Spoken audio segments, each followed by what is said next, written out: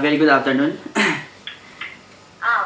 Call taujar se TingTong Edi YouTube channel lagi ne ba. Hana khangbi ba sigi number se comment box to yarom ba number chingkhat laga call taujar pa ne ba. Hoi yam rawe to song ming ga le phang am ta hai bi ba. Chanu Kanchipur dagi. Oh ado ai huje isai am khak sak lagke ba ko. Ado isai do kanano karino dom tang takfiro. Yai ba.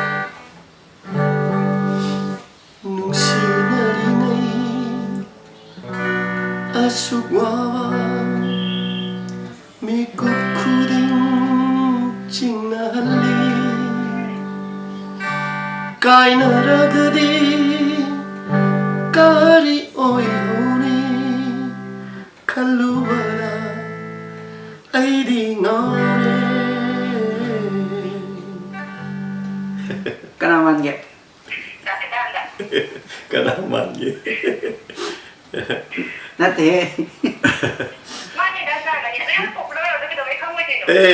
Mayam no hen biri ni da. Nungai di ko. Lockdown manung si isawet kre hengatli.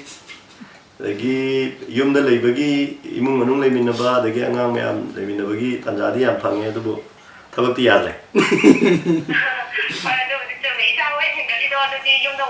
Tawi adu ni akoi mayam khangmina se ko noi su lagi leiminaba khangnaba marum pang sing hai tare awareness punna chatharaga leina se thengna se aduni hojikti sigi leina gi yam sathi bamna ki draga thengna ga dong te ki raga thengna ga dong ne do yum dagi mapan thok traga thengna ga dong ni dagi aikoina sajaba yum sina aikoi gi kisum changdong na leiraba matam ni natra aikoina nungai na leijage na khanba yum sina aikoi kisum changdong na pusan daga leiraba matam ni masi leibam thok pani hai tare adana kenona lenga na taw khuding mak adudang tong ni do leipote aikoi myam na punna changjan mina ba dagi ngahak mana YouTuber singna makal puthok pasida dagi aikoi na su support to biraga hai tare ne ko aikoi ga thengna ba dagi sei ngahak sakmina ba ngahak pothamina ba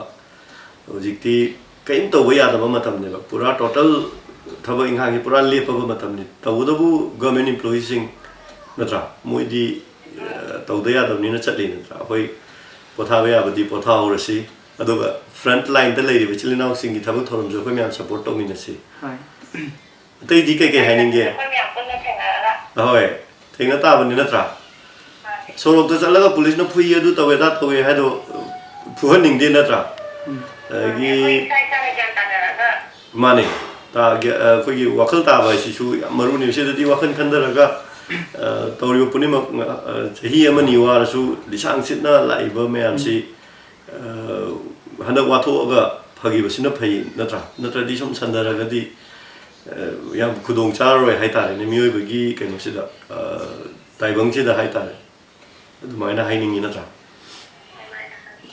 atai di kai sei no kuchu movie si yam sakali he hoi ngasi di request ya ma ai tare ne ko nungsin aku ju ujikti sakcherage haisu mafam do phangdre ba sakcherage su phangdre ujikti nawai di mina ko biram bani laibakna pharisu mamang si lockdown horotringai da paikha gi kai gi me ama thingjan gare adugi marakta mathakta mu irang me amna isai nongai gi from si sang na lepaga lam ni da ujik sakchaga do matam dagi festival matam da su sakpa phanghaudre adagi mina kauning asu kauba yadre akoina sakchage ju sakpa yadre aduna sakpiro hai ngai sida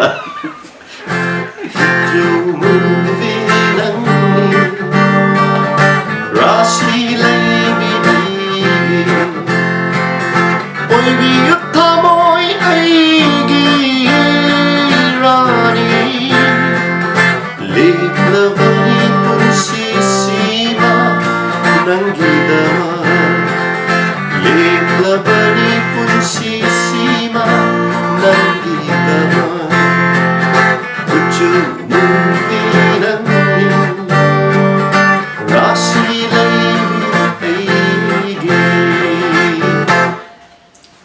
Yarmo. Welcome, welcome. Nungai na laisi. Thôi đi em háo rồi, tôi call xem thăm rồi kìa con.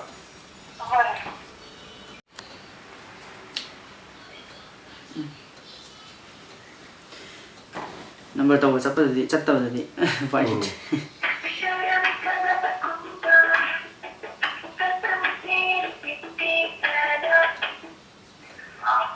Hello. Good afternoon. Call tàu giờ sẽ TingTong Edi YouTube channel lagi nè bà con. Hana không ghi bra. Hello. Hana không ghi bra. Thank you.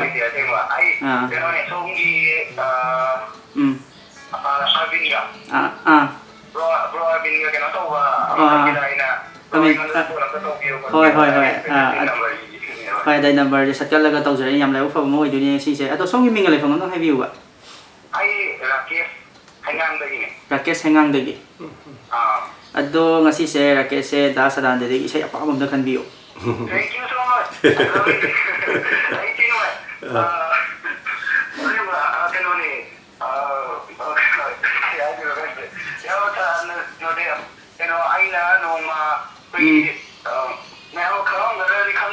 Ayo.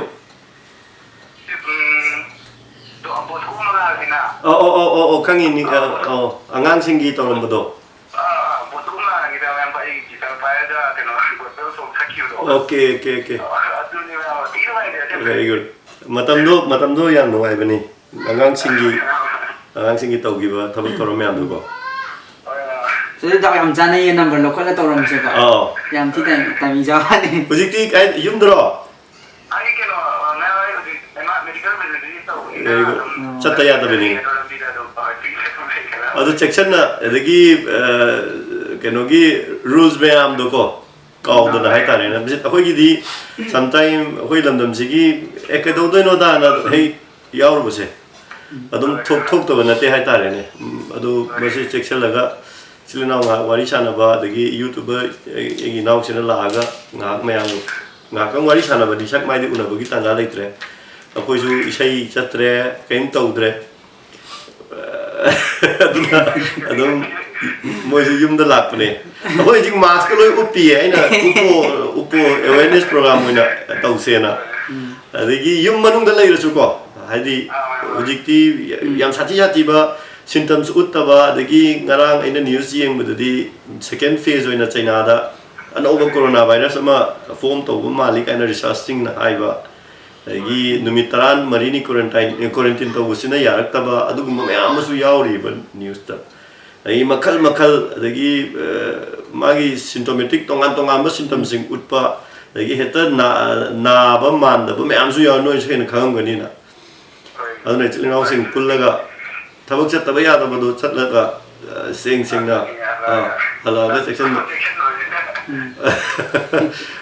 Kaya ada di sana pambi, saya jom tang kan biro.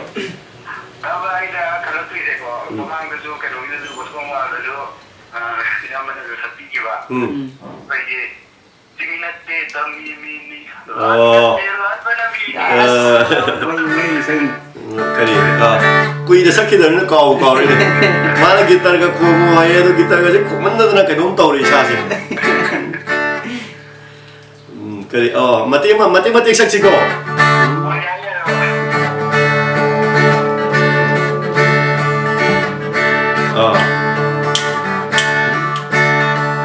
Kau tu ni yang gigi. Sering. Kariba, tu kariba, wahai tu dah halo. Marup nate cingmi, marup nate have drop. Marup nate cingmi tanmi, lan mana nigi mari kecil inawi imamat tegi macane.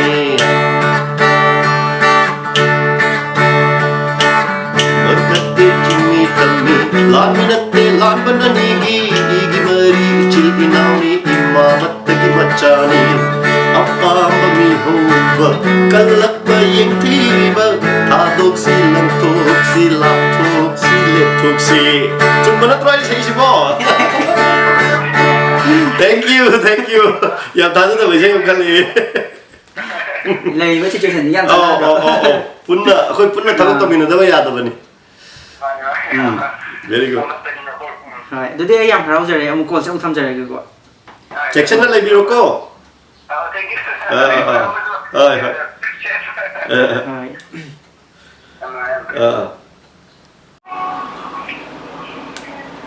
ฮัลโหลนั่นจ้ะยุ่งเลยบรอ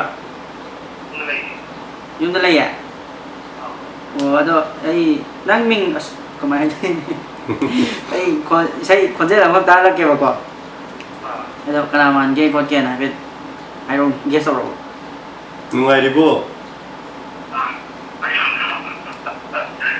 นั่งเอาตั้งตาตั้งข้างเดียวขนาดอะไรโน่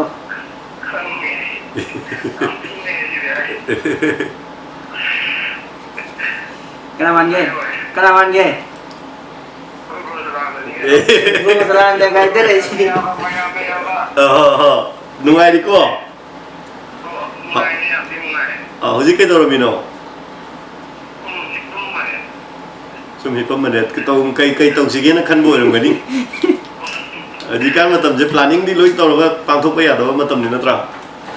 Koi thok ning ba koi ba ya da ba koi su chap mani da. Adegi tau ge khalaga pangthok ngamak ta gi frustration ju dum lap pe ai. Nga semaina wari sharaga pothadra di hujikti koi ladies situation je wa ya wa ba matam ni hai ta ne ko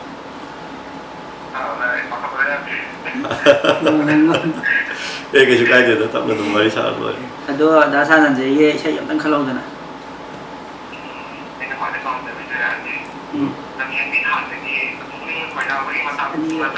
ở đây mà tiệc tổ ở đây mà tiệc tổ đây điểm vào đâu ở đây là khi mà tiệc khi mà tiệc anh là chú cái nóใช่ไหมอีบีเลยบ้าเด็กใช่ผู้ทบไปสิ่งสวยนะกันต้องจะเกิดด้วยไอ้คนมีอะไรก็คุยมั่งนะให้ตาเลยก็มีอะไรคุยมั่งนะตั้งใจสิ่งที่สวยอย่างก็เป็นทุบตั้มบัตรบันนี้นะครับอะไรนะปุ่นยิงนักคุยดาบ้าปั๊มบัปุ่มบ้าไอ้ตะกี้อ้อยแกยารอยเป็นทุบให้บ้าKato pangambana lepani pun sigi maman Puning na ko'y daba pambapumba Ay tagi oy geyaroy Beto pahiba kato pangambana lepani pun sigi maman Ning bakay na sukari gumba Sintani pirang mumuna Uthaza Ya Rabo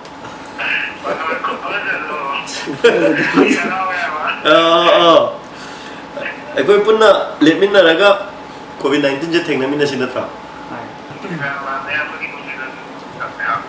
Hoi aku nak yum dah hek lagi digai saya nak maju matam tiên lama matam dah hầu ya tôi ni natra dia koi yang kui na potha dore hoi thôi thì anh thăm vào cái cô bé ông cô rồi thôi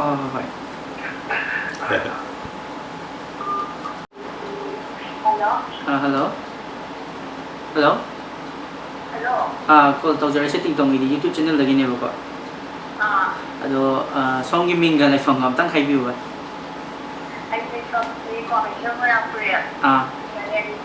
mình là Nita Linda okay aduh sister saya ngasih yang kena tahu mo ini ni aduh yang Hamom Sadananda dagi saya apa bom tekan view ba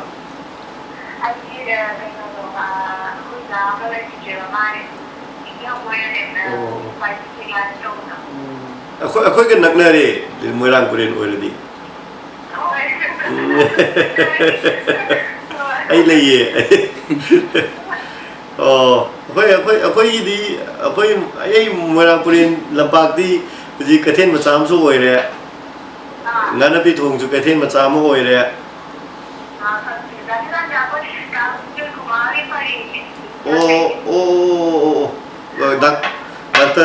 doctor wi mana dai de ko ไป okay okay okay เอาไปจานแล้วจะฟังมาดีเวลาที่เห็นทานเนี่ยนะ hoi dada se ke do de lai ge ba แค่นี้นะเลย oh very good Ming nonton Ming cái số cái đó cái Ming nonton pan biram very good to boy na ko แบบที่ Kenis ก็ที่ okay hoi masi punchi khong chat ni khala ga ko ai su ai gi yam ba du na sa am ne ba lai gi da ba ne ba mana yam pam jana sector masing gi manung da tu gi sei su adu gi sei su amani adu matak ta nung si na ring nei gi sei yam me ma gi ai angau ni hai ba bum du yaw ri se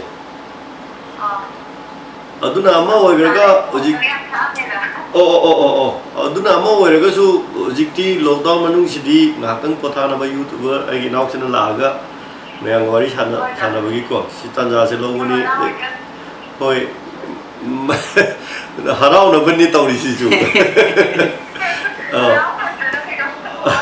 dagi akoi manipur lamdam mimal lamdam sida di katang hek soi bada koi ngangbi na basu yam lei na tra aduna support to mina si dagi lockdown manung da chat ka da ba koi keno na lenga na lau thoi ba chat ka da ba chaloi da ba mayam punna ngak mina si good sing hamin na si social distancing thamin na si akoi ji video namja bai wa ni na video di nam mi ko adu ne mai mi che dum pura akoi operation theater da doctor na to du mai na ni lai bi si ado si dum sometime youtuber akoi si yeng bi ba sing na ke no hai ku si ma mai si lok thuk ta ba ya lok thuk pa na phatra ka hai ku si ma si lok di am lok thok ni nge to awareness program ne na ai na hai jani ngi se ai na ngam jaba aina lam chatna awaba taraba sing natraga wana khangi ba sing mating pang ngam badi natte pang di am pang ningi adubu koina ngambagi wang da lei hai tar capacity wang da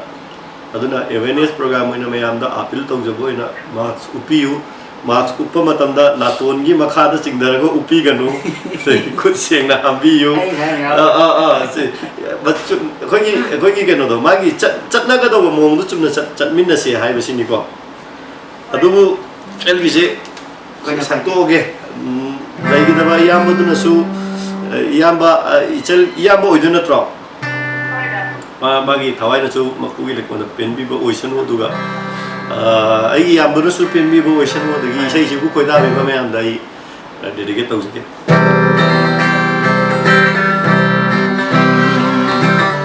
gali gali da yare para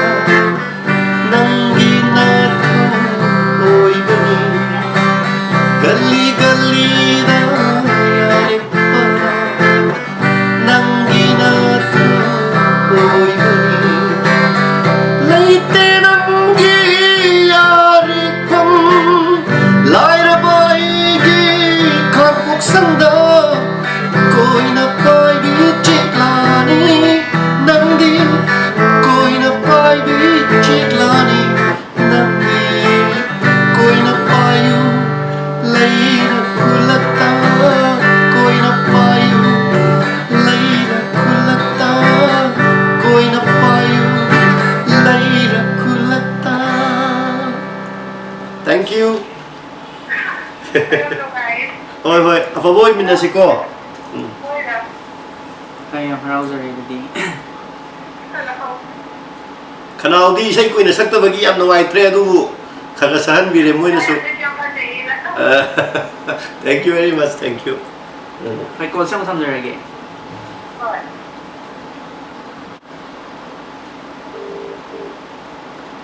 hello good afternoon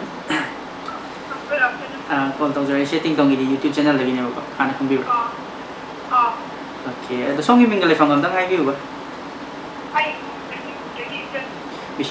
Bisnupur dagi ichan okay ado ngasi do da Sadananda di saya pa am tang khan bio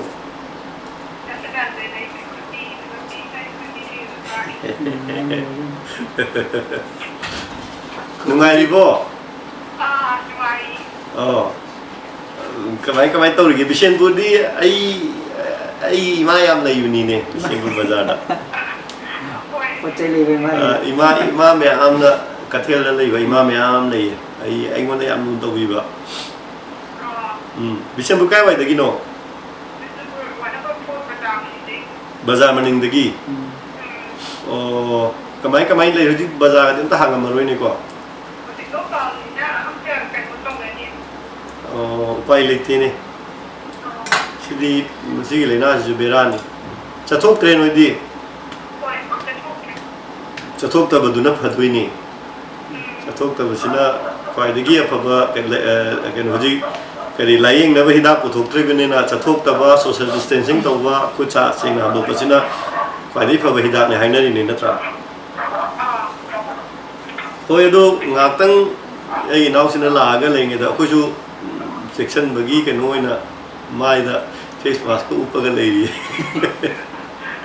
ấy nó số ấy quên nó số cái đó tàu ngầm đi xây cái sắc sảo để mấy anh nó xí biba quên nó sắc cái xây tabi ba machine quên bên thuốc chờ cái chỉ là nào sang là hay ta này có front line là thằng tàu video mà nôi nè nurse the doctor cái medical staff sing lại đi ba cái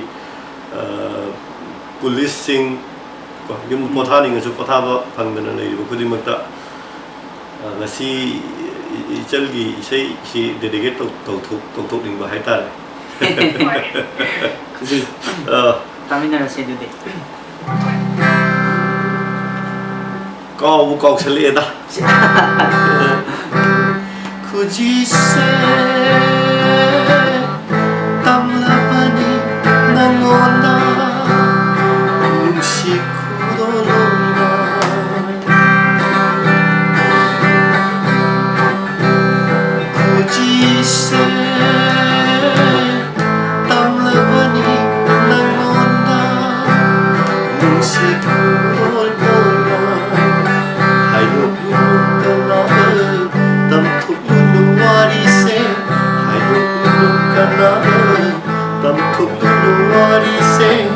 Kana kang handa chik sina thambiyu thamoy da lona kuji se tamlabani nangona nusi kuroira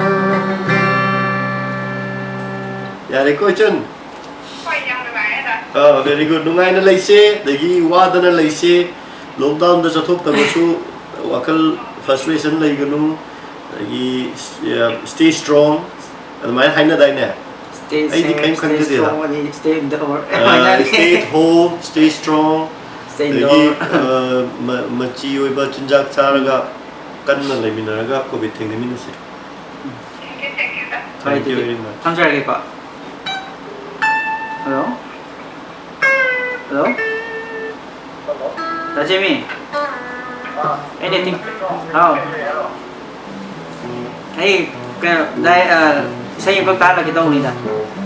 Sung khôn xa đi này rồi gì? Xây công tác là cái đâu cái nào mà gì mà có? Ai video đi đâu đi vậy? The video sáng tuổi này. Xây đã Jamie xây cái Manipur uni Manipur mirror gì? Đó này. Hello brother. Say luôn. Oh. Ai con trai này ai mặn nhá.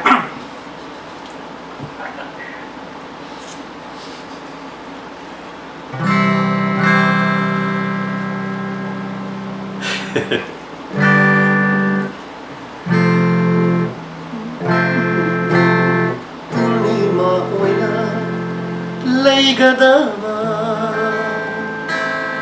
nong wat livi tha chugun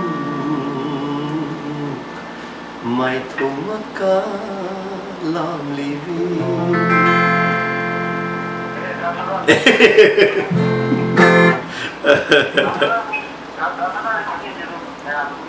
Oh, thank you very much, thank you.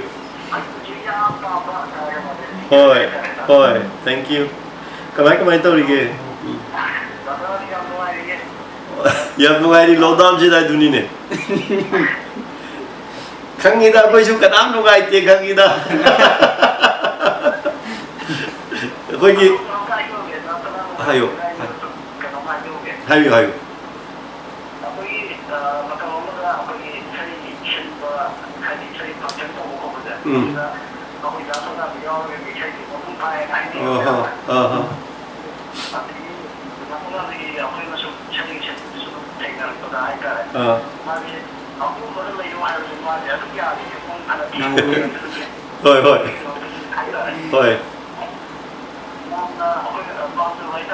hoi thank you मैं आनु नुसी भी बदुसु कोई ना कर repay है तारे ने को कर का तो मुझे मतलब तारे अदु न सुनी दा दो अब चांस पाए का निशानी पचा खलो रो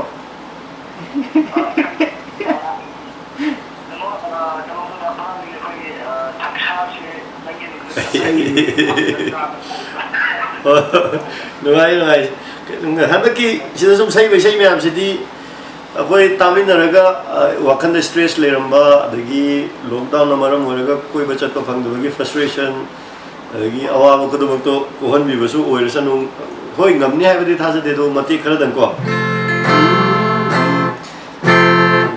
संसार से नंगिनी लोइना जानवी नत्ते करागी ऐसी सुनंगी हमलगी कुतोल ओइना पीरगी नंगी अखाप तमलरो अपामत लौरोने संसार से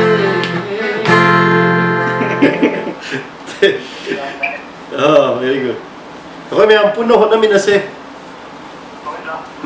Nungai na lei se dagi sok taba wa daba dei mapura chambi dana Manipur da positive oil wechli naw sing che thu na kogi matam chang dana pagal ko oisan ho na koina mapu da thong mina se. Ở đây rau rời đây không rời quá đã.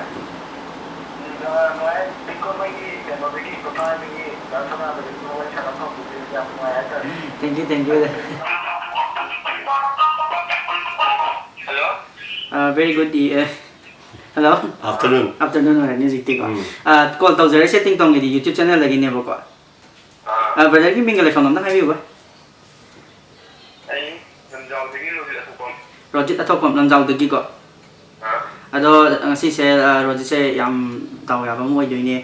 Da Sadananda ai nak ta tum pham ga lai ne. Da Sadananda degi som yang pam bi we se em kan view ba. Yang pam ba.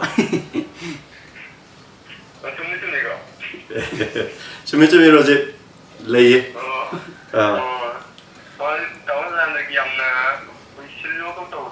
Wishilo ga batau do. Thamoi da pan ma da si se. Kamai bu tau ri hu ji po.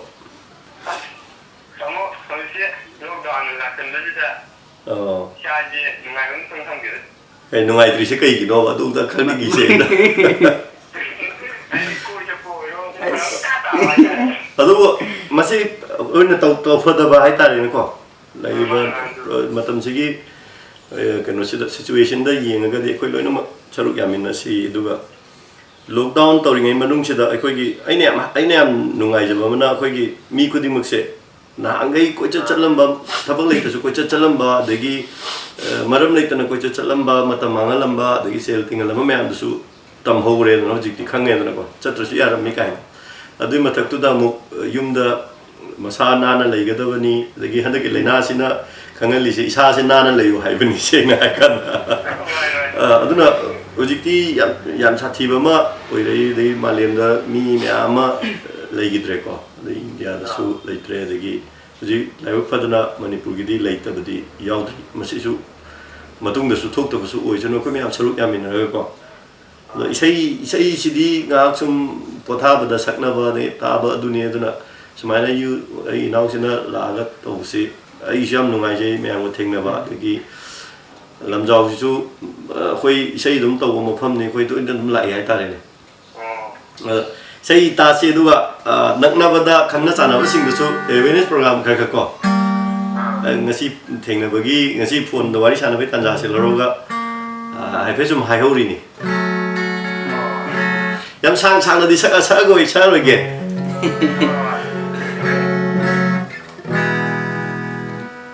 nungai na tum khun ta lo awa ba kau thok lo kai na krabi ma bo ning sing lu ranu thamoi da awa ba piraganu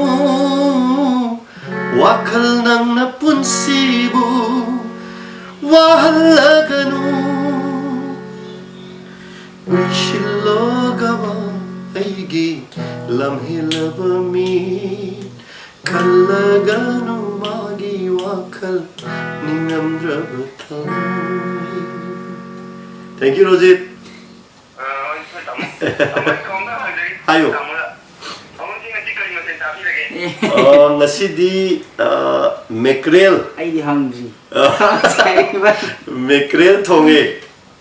Lagi angang singgi chicken kala soup tawira. Aduga chare. Oi yam harau jare doi ta ai call se mu tham jare ge ko. Thank you, Rojit. Thank you very much. Shalakpada mayam umukan na thalachari aduga aikoi punna lepminna duna tamthira balaina COVID-19 fight tominasi yumda lengdana leiba ma sizinaba kut sengna hamba social distancing tauba satkadaba chaloidaba lengang na piriba todang se punna pakthungminasi amadi frontline da thabuk tawiriba maruina akhona aina panjarabada doctor sing police sing nursing adagi medical staff medical line da leibiriba sing punamak akhona support tauba mathau tai khalli aduga makhoi busu puning thogot minasi makhoi gi wakan hangadaba natraga makhoi bu puning sondagadaba wahi wata natraga masi akhoi haigumsi amadi punamak asi ekoi mioiba haiba sibu kannaba thengnadaba yadaba lan phamni khalaga thengnaminasi masi matang appeal tawjage aduna please stay at home social distancing maintain to you khud sing hambi you face mask season you adu loina na hoji mak lamda masida COVID-19 na positive oidana leiraba chilinau sing aduga treatment of chilinau sing su mapuda aina khurumjari yam thuna phaba oibiu amadi fanabo honariba doctor sing nasu pangal sati pinabiraga pangal pinabiraga makoi su pan biga ngambo oisanu haiba si thamjaraga please everybody please stay at home. Stay at home.